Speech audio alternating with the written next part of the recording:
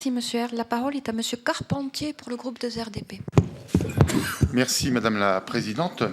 Tout d'abord, au nom des députés du groupe RRDP, je voudrais saluer la qualité de la présentation de ce texte par le rapporteur, à la fois pédagogique et clair. Cela démontre qu'un travail de fond a été effectué.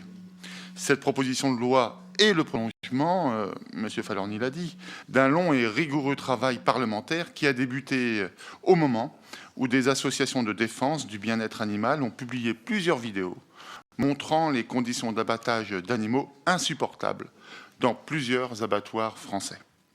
Ces vidéos ont légitimement ému et scandalisé l'opinion publique, légitimement ému et scandalisé aussi nombre de parlementaires, tous bancs réunis.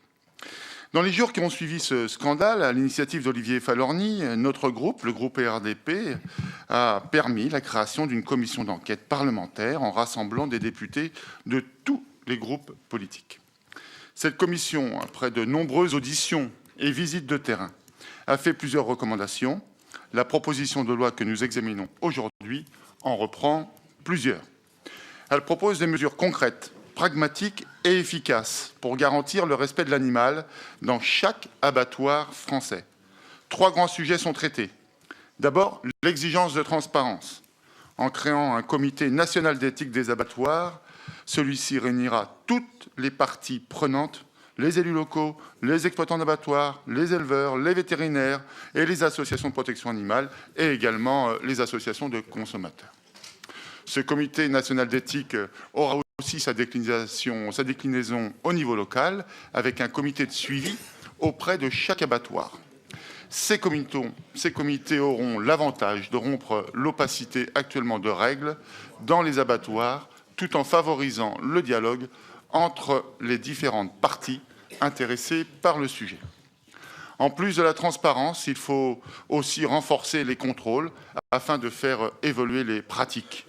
Car si effectivement la présence des services vétérinaires existe déjà, elle est insuffisante. L'article 3 vise donc à rendre obligatoire une présence permanente d'un agent des services vétérinaires dans les phases les plus sensibles, comme celle de l'étourdissement ou de la mise à mort de l'animal. Il faut garantir que cela se fasse dans le respect de l'animal et sans douleur. L'article 4, quant à lui, institue un contrôle vidéo obligatoire dans chaque abattoir. Il sera à disposition de l'inspection vétérinaire. La proposition de loi précise bien que ces vidéos n'ont pas vocation à contrôler le salarié, mais bien de s'assurer que les pratiques d'abattage soient conformes à la législation et qu'elles respectent l'animal.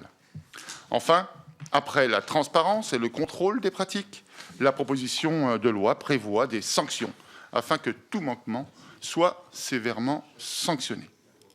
Au final, chers collègues, cette proposition de loi est raisonnable, elle est pragmatique et concrète. Elle peut être mise immédiatement en application si nous trouvons un accord transcourant. Il n'y a pas de faux débat à avoir autour de ce texte, ni de sujet polémique. Ce texte concerne uniquement les conditions d'abattage des animaux dans les abattoirs.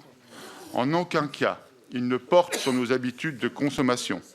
En aucun cas, il ne souhaite lancer le débat sur les désagréments ou les bienfaits que pourrait avoir la consommation de viande en termes nutritionnels ou écologiques. Ce débat, par ailleurs, très intéressant. Chacun d'entre nous avons notre opinion sur le sujet et chacun connaît ses propres habitudes alimentaires.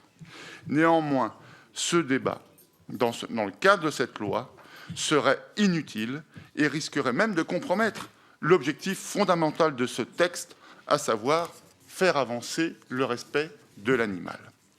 Rappelons à ce propos que l'ensemble des associations protectrices des animaux, quels que soient leurs objectifs en matière d'alimentation, reconnaissent les progrès indéniables de cette proposition de loi.